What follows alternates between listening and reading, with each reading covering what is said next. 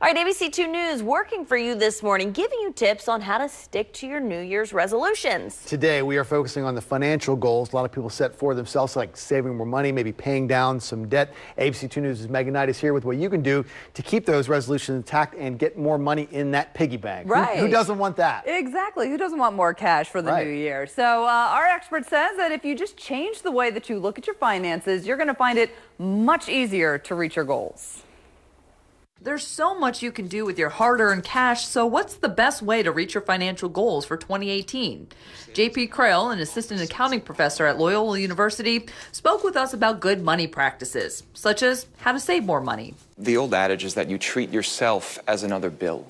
And you see, I have to pay $50, $100 for my power bill, I have to pay $1,000 for my mortgage, I have to pay $300 for myself. Now, this requires discipline, but Crail says the payoff is worth it. If you treat that, pretty faithfully, by the end of the year, you'll have a nice nest egg saved up for a rainy day, put it toward retirement, do what you can.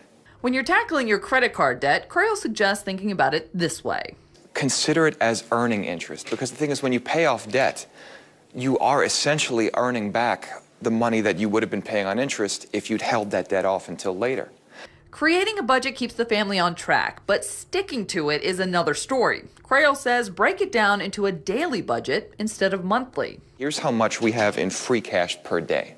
So then you kind of put that as a benchmark for yourself. If the family has $63, let's say, to spend every day, we spend less than that, hey, we saved today. You spend more, that's kind of disappointing. But when you break it down to a daily level, it makes it a lot more relatable, and then you can really stick to it.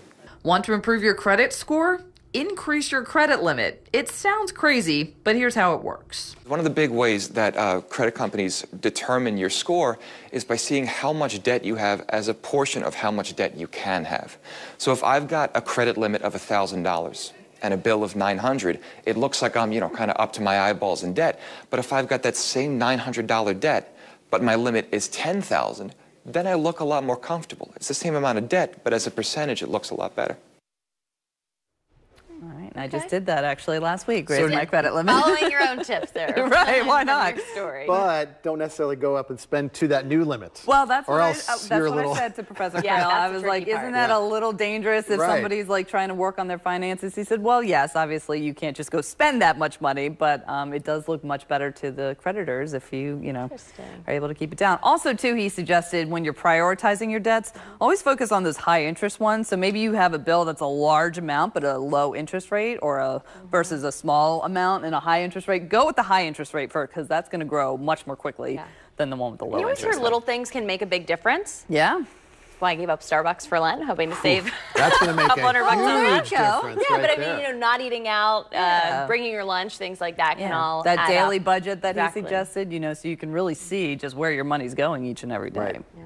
All right, well, good tips. Thanks, Megan. Try to save some money. All right.